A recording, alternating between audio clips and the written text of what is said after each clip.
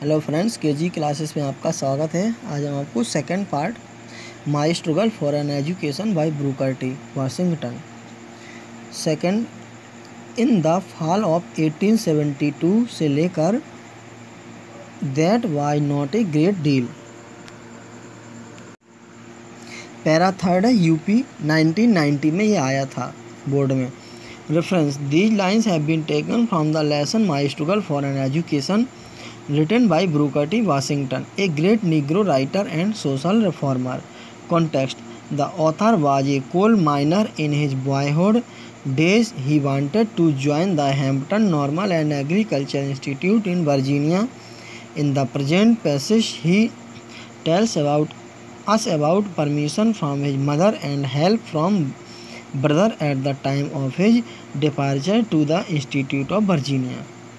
Explanation: it was the season of autumn in the year of 1872.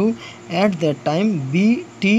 Washington made up his mind to go to Hampton, but his mother was full of fear. She thought that he was going for a very difficult and impossible work.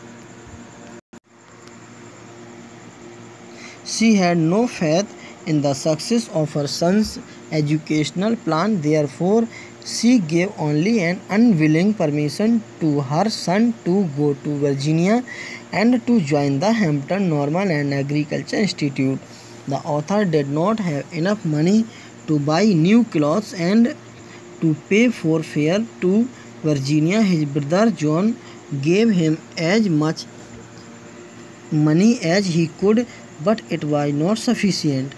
Note: wild goose chase means a foolish search for something that does not exist and is therefore impossible to attain. A fruitless effort, निष्फल प्रयास. Departure means प्रस्थान विदा हुआ, प्रस्थान विदा. Autumn means पतझड़. Made up his mind means निश्चय किया. Had no faith means विश्वास नहीं था. Fear means किराया. थर्ड है para third, finally the great day came से लेकर however was very brave through it all. Para fourth है, ये यूपी 2003 में आया था. Reference: these lines have been taken from the lesson my struggle for an education written by Booker T. Washington, a great Negro writer. Context: here the author describes his departure from his son's home he was going. Explanation है: at last the author not got ready to go to Hampton. He had very few clothes. He put them in a small cheap bag. At that time his mother was weak and ill. He was going on a long and difficult journey, so he thought that she would not live till his return. This made the separation somewhat painful. Even then, his mother behaved very bravely. At that time, she showed no sign of weakness. Long and difficult journey, लंबी और कठिन यात्रा. Till his return, उसके लौटने तक. Next है fourth, I went at once to the vessel से लेकर breakfast that I have ever eaten. Para 8. Reference: these lines have been taken from the lesson my struggle for an education written by Booker T Washington, a great negro writer. Context: here the writer describes how he worked as a laborer in unloading the goods of his ship. This he did to earn money for his breakfast. Explanation: the author went to ship. There he talked to the captain of the ship and got his permission to work there as a coolie. Thus he wanted to earn money for food. The captain was a good man. He was full of kindness. He permitted the author to work on the ship as a coolie. The author worked for long hours, got money, brought his breakfast, and at it had been extremely hungry, so the breakfast was full of best taste to him. He felt as if it had been the best breakfast he had ever eaten in his life. Extremely means बेहद, कुली means कुली, kindness means दया, long hours means लंबे समय तक, taste means स्वाद, breakfast means नाश्ता. Fifth है the first sight of the large 3-story brick school building से लेकर the sight of it seemed to give me new life. Para 10 UP board 1989 में आया था. Reference these lines have been taken from the lesson my struggle for an education written by Booker T. Washington. Context. Here the author describes his feeling when he saw the building of Hampton Normal and Agricultural Institute for the first time. Explanation. The author says that the school building was made of bricks. It was a very big building. It had 3 stories.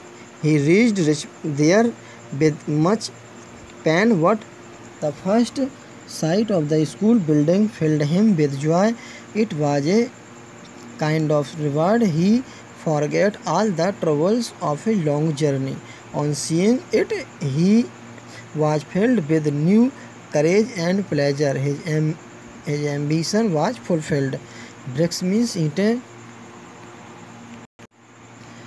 Stories means मंजिलें. First sight means प्रथम दृष्टि या झलक.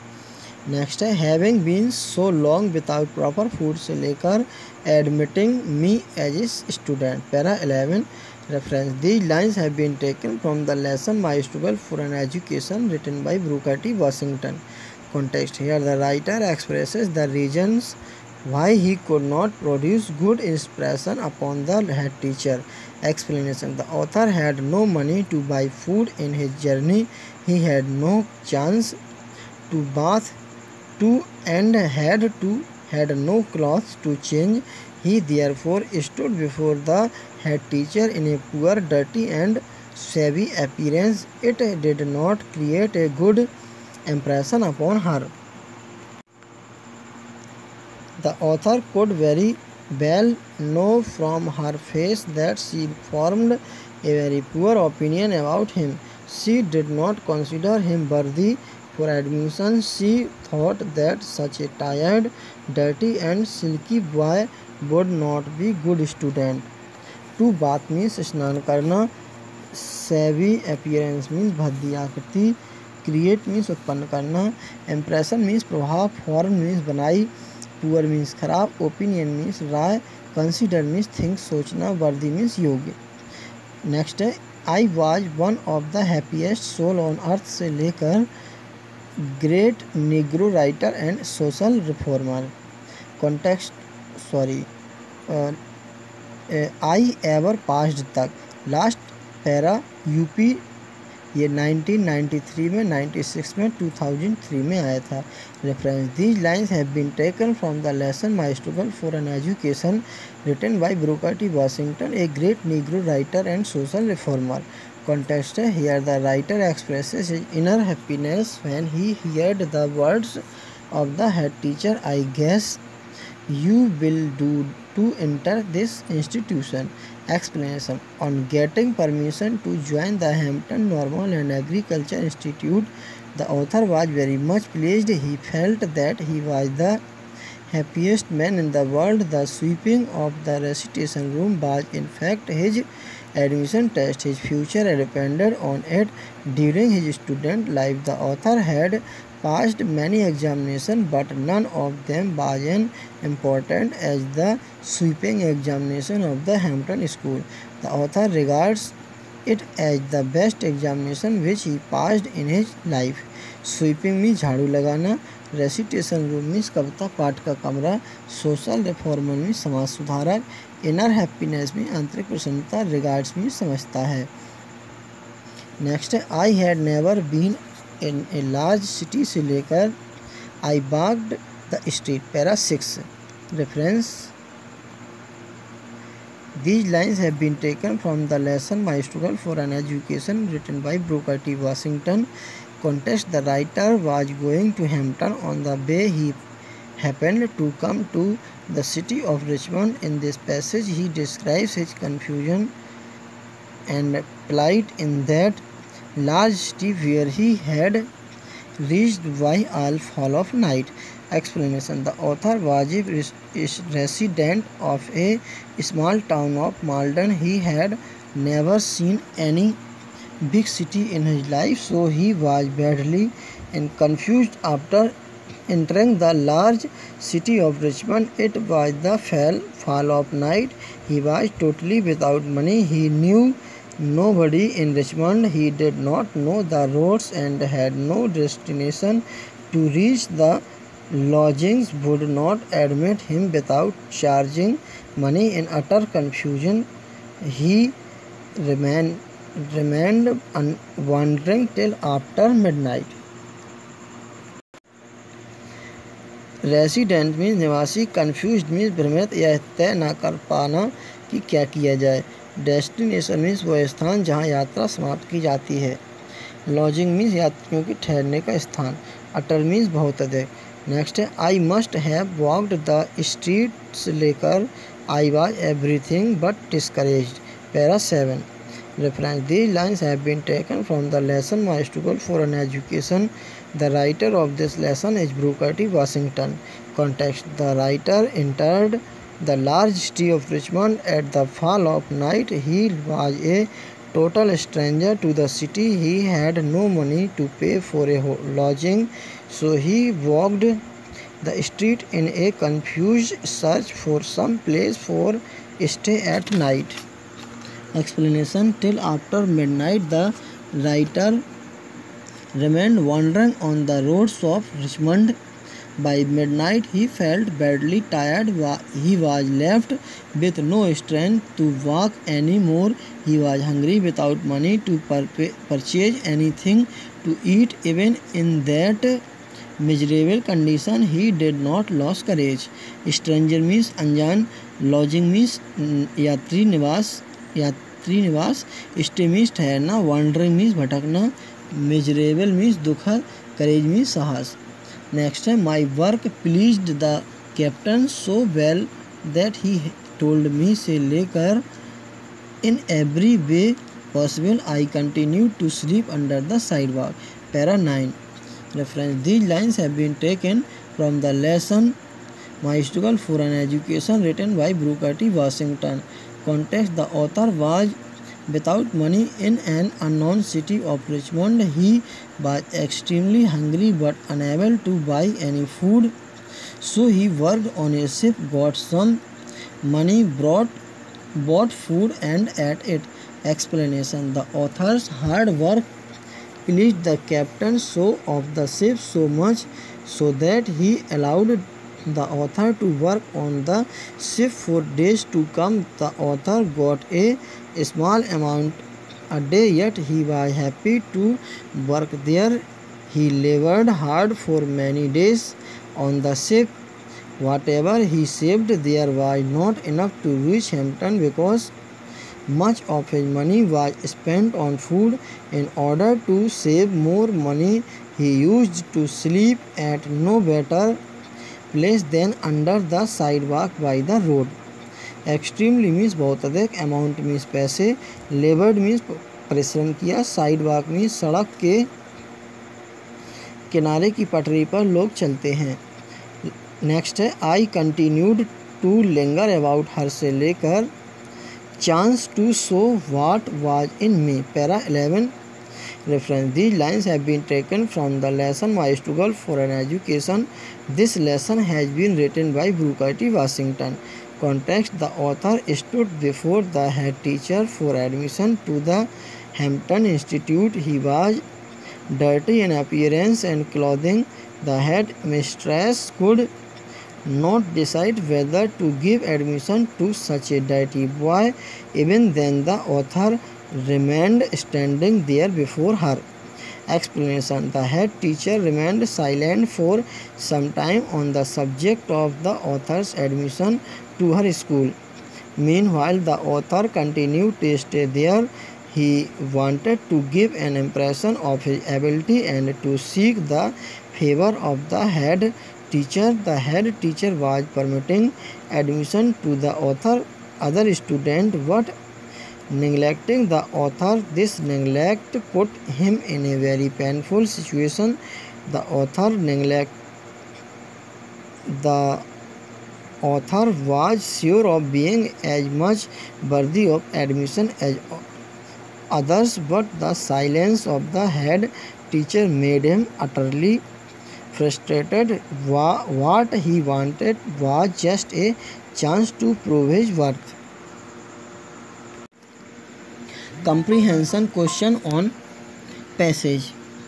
First है para, in the fall of 1872 से लेकर was not a great deal. Para third है ये.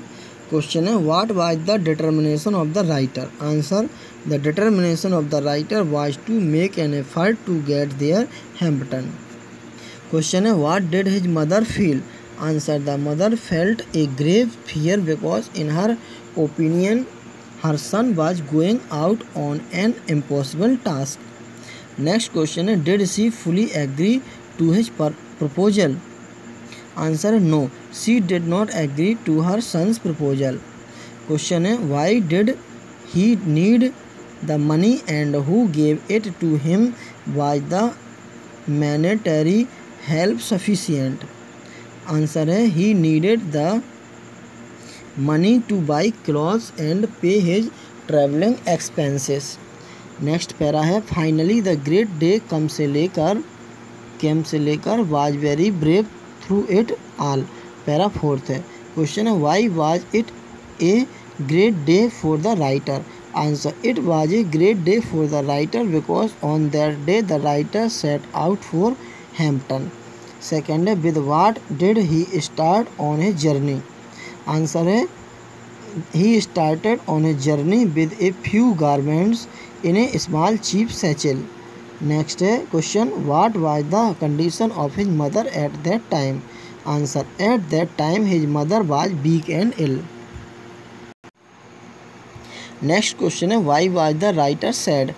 Answer, the writer was sad because he had little hope to see her weak and ill mother alive on his return.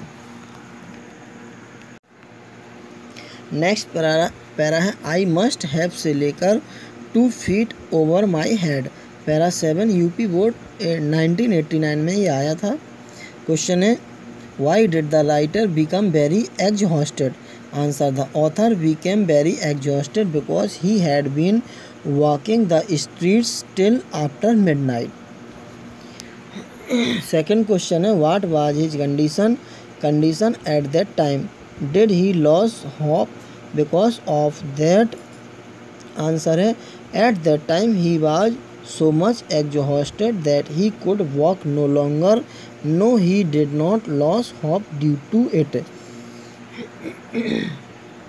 Next question है where did he sleep at that night. Answer है that night he slept on the ground under the sidewalk. Last question, what did he hear throughout the night. Answer है the next morning he heard the tramp of feet over his head throughout the night. Next paragraph है the next morning I found से लेकर best breakfast that I have ever eaten. Para 8 है ये, UP board 2003 में आया था. Question है what request did the writer make to the captain of the ship. Answer है the writer requested the captain of the ship to permit him author to unload the ship in order to get money for food. Question है what did he notice in the morning. Answer है he noticed that there was a large ship nearby. Question third, how did he earn money for his breakfast. Answer he earned money for his breakfast by working long to unload pig iron down the ship. Next question है how did he like the breakfast and why. Answer he liked the breakfast very much because he was extremely hungry. Question fifth, what was being unloaded from the large ship. Answer pig iron was being unloaded from the large ship. Question how did the captain seem to the author. Answer है the captain seemed to be kind hearted to the author. Para है my work pleased the captain से लेकर sleep under the side walk. Para 9। Question what did the captain tell him. Answer the captain told the writer that he could continue working for a small amount per day on his ship. Question: why did the writer feel glad? Answer: the writer felt glad because he had got a chance to work, earn and save money to travel to Hampton. Question 3: was the writer earning enough so as to make his way to Hampton shortly? Answer है no, the writer was not earning enough money to serve that purpose. Question है what did he do to economize. Answer है in order to economize he continue to sleep under the side walk. Next है when I had saved enough money से लेकर to give me new life. Para 10 UP board 1991 में आया था। Question when did the writer leave the ship. Answer the writer left the ship when he had saved enough money to reach Hampton. Question है how much money did he have when he reached Hampton. Answer he had just 50 cents on him when he reached Hampton. Question what did he feel on seeing the school building. Answer है on seeing the school building he felt to have been fully rewarded for all the trouble he had been through his journey from home to Hampton. Question है how did he get a new life. Answer he seemed to have got a new life on seeing the 3-story brick school building. Next para है as soon as possible after reaching से लेकर get a chance to show what was in me. Para 11 है UP board 1994 to 1998 में आया था। Question why did the writer go to Hampton Institute. Answer the writer went to Hampton Institute to seek admission to it for getting education. Question: why did the writer not make a favorable impression upon the head teacher? Answer: the writer did not make a favorable impression upon the head teacher because of his improper feeding, shabby appearance and dirty clothes. Next question: what was the attitude of the head teacher towards the writer? Answer: the head teacher neglected the writer for some time. Question: what did the writer feel deep down in his heart? Question: the writer felt deep down in his heart that he could also do as well as other candidates if he could only get a chance to prove his worth. Next है one day while at work in the coal mine से लेकर colored school in our town। Para first. Question where was the author working one day? Answer: one day the author was working in a coal mine. Question: who were talking in the mine? Answer: two miners were talking in the coal mine. Question: who overheard the miners? Answer: the author overheard the miners. Question: what was there in Virginia? Answer: there was a great school for colored people in Virginia. Next para है when I was through I reported to the head teacher से लेकर quietly remarked I guess you will do to enter this institution. Para 14 है। Question है for whom does the author use she in this passage. Answer है in this passage the author uses she for the head teacher. Question है why did she rub her handkerchief on the woodwork the walls and the furniture. Answer है she rubbed her handkerchief on the woodwork, the walls and the furniture to verify whether there was any dust on them. Question है who is I in the last sentence? Answer the head mistress is the I in the last sentence. Question है what did she fail to find? Answer she failed to find even a single particle of dust on any of the furniture. Question I swept the recitation room से लेकर cleaning of that room. Para 14. Question name the pieces of furniture the author cleaned with care. Answer the pieces of furniture the author cleaned with care were benches, tables and desk. Question what thing did the author use for the purpose of cleaning the furniture? Answer the author used as a dusting cloth for the purpose of cleaning the furniture. Question what was placed around the walls? Answer the woodwork was placed around the walls. Question upon what did his future depend? Answer his future depend upon the impression he would make upon the head teacher in the cleaning of the room. Short answer type question. Question first where was the school for colored pupil situated? UP board 1988 और 95 में आया है। अश्वेत लोगों के लिए यह school कहाँ स्थित था? Answer the school for a coloured people was situated at Hampton in Virginia. अश्वेत लोगों के लिए यह स्कूल वर्जीनिया में हैम्पटन में था। Question what was the full name of the school? यह यूपी बोर्ड 1988 टू 1995 में आया था। What was the full name of the school? School का पूरा नाम क्या था? The full name of the school was the Hampton Normal and Agricultural Institute. उस स्कूल का पूरा नाम Hampton Normal and Agriculture institute था। क्वेश्चन थर्ड है what was the author single ambition? Important है, यूपी बोर्ड 1989 में आया था। लेखक की एकमात्र अभिलाषा क्या थी? The author single ambition was to go to Hampton and join the Hampton Normal and Agriculture Institute. लेखक की एकमात्र अभिलाषा थी कि वह हैम्पटन जाए और Hampton Normal and agricultural institute में प्रवेश पा ले। क्वेश्चन है why was the author sad on leaving his mother? Important है, यूपी बोर्ड 1992 टू 1996 में आया था। अपनी माँ को छोड़ते समय लेखक क्यों दुखी था?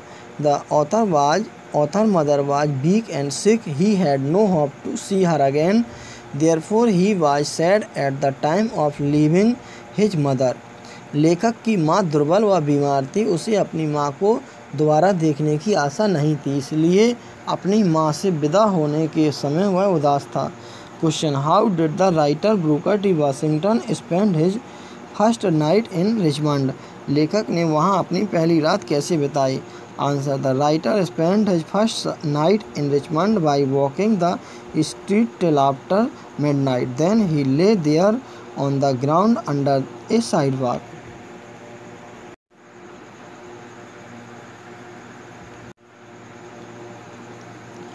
लेखक ने रिचमंड में अपनी पहली रात सड़कों पर आधी रात तक चलते हुए बिताई, फिर वह एक फुटपाथ के तले ज़मीन पर लेट गया। क्वेश्चन है why was the writer delighted when the head teacher asked him to sweep the room? लेखक क्यों प्रसन्न हुआ जब प्रधान अध्यापिका ने उसे कमरा झाड़ने को कहा? The answer the writer was delighted because it gave him a chance to show his birth for admission to the school. लेखक को प्रसन्नता हुई क्योंकि इस बात से उसे स्कूल में प्रवेश पाने के लिए अपनी योग्यता के प्रदर्शन का एक मौका मिल गया। क्वेश्चन है what exactly was the author's test for admission? UP 1988 में आया था। वास्तव में लेखक की प्रवेश परीक्षा क्या थी? Answer the sweeping of the recitation room was the author's test for admission. कविता पाठ वाले कमरे की झाड़ पहुंची लेखक की प्रवेश परीक्षा थी। Question what did the head teacher do when the author had finished his work? अध्यापिका ने क्या किया जब लेखक ने अपना कार्य समाप्त कर लिया? Answer, when the author had finished his work the head teacher went into the room and inspected the floor and the closet. She rubbed her handkerchief on the woodwork about the walls and over the table and benches. जब लेखक अपना काम खत्म कर चुका तो अध्यापिका कमरे में गई और उसने फर्श व दीवार में बनी हुई अलमारियों को गौर से देखा। दीवार के लकड़ी के काम पर, दीवारों पर और मेज व बेंचों के ऊपर उसने अपना रुमाल रगड़ा। Question, where did the writer hear other talking about an unusually good school? लेखक ने दूसरे लोगों को एक असाधारण स्कूल के बारे में बात करते हुए कहाँ सुना?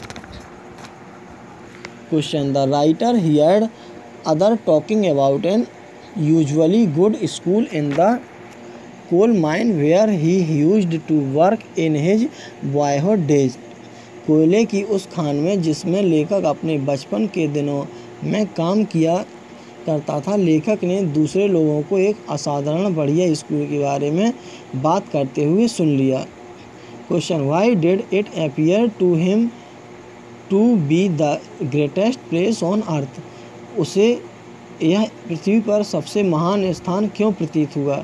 The school appeared to him to be the greatest place on earth because it was the place to realize his ambition. उसे ऐसा लगा जैसे कि वह स्कूल इस धरती का सबसे महान स्थान हो, क्योंकि वह स्थान उसकी महत्वाकांक्षा की पूर्ति करने वाला स्थान था। Question, when did the writer formally decide to go to that school? लेखक ने उस स्कूल में जाने का दृढ़ निश्चय कब किया? The writer firmly decided to go to that school in the fall of 1872. लेखक ने उस स्कूल में 1872 की पतझड़ में जाने का दृढ़ निश्चय किया। Question, what was the author's mother afraid of? Important है, लेखक की माँ को किस बात का डर था? The author's mother was afraid that her son was going out to join a distant school with very little money. लेखक की माँ को यह भय था कि उसका पुत्र बहुत कम पैसों के साथ एक दूर वाले स्कूल में प्रवेश लेने के लिए जा रहा था। Question, how much did John help? John ने कितनी सहायता की? John the brother of the author helped him all that he could but it was not enough. लेखक के भाई जॉन ने लेखक की यथाशक्ति सहायता की, किंतु वह काफ़ी नहीं थी। Question, what did the author have when he started towards Hampton? लेखक के पास क्या था जब वह हैम्पटन की ओर रवाना हुआ? Question, when the author started towards Hampton he had only a small cheap bag in it he had put a few articles of clothing. जब लेखक हैम्पटन के लिए रवाना हुआ तो उसके पास एक छोटा लटकाने वाला सस्ता थैला था, उसमें उसने पहनने के कुछ कपड़े रख लिए थे। Question, she however was very brave through it all. What does the word brave signify here? यहाँ पर ब्रेव शब्द क्या प्रदर्शित करता है? Answer, the word brave signifies the courage of the mother who was suffering from sickness and was weak of body. Brave शब्द यहाँ पर माँ के साहस को प्रदर्शित करता है क्योंकि वह बीमार व शरीर से कमज़ोर थी। Question 16, how far was Hampton from Malden? Hampton Malden से कितनी दूर था? Answer, Hampton was about 500 miles from Malden. Malden से हैम्पटन लगभग 500 मील दूर था। Question, how and when did Booker T Washington reach Richmond? ये यूपी बोर्ड 1990 में और 2003 में आया था। ब्रूकर टी वाशिंगटन कैसे और कब रिचमंड पहुंचा? The writer reached Richmond late in night by walking and also by begging rides in wagons and in the cars. लेखक पैदल व सवारियों से सहायता मांगता हुआ देर रात में रिचमंड पहुंचा। Question, how did the writer reach Richmond? ये यूपी बोर्ड 1990 में आया था। लेखक रिचमंड कैसे पहुंचा? The answer: the writer reached Richmond by walking and also by begging rides both in wagons and in the cars. पैदल चलकर और माल ढोने की गाड़ियों और मोटरों की सवारियों में जगह पा लेने की प्रार्थना करते करते लेखक रिचमंड पहुंचा। Question: why he very unhappy on reaching Richmond? Richmond पहुंचकर वह बहुत दुखी क्यों था? Answer: the author was very unhappy on reaching Richmond because he had no money. He was very tired and hungry. Being strange to the city, he had no place to stay or sleep at night. Richmond पहुंचकर लेखक बहुत दुखी था क्योंकि उसके पास पैसे नहीं थे और बहुत थका हुआ व भूखा था। वह उस शहर में अनजान लोगों के होने के कारण उसके पास रात में ठहरने या सोने के लिए कोई स्थान नहीं था।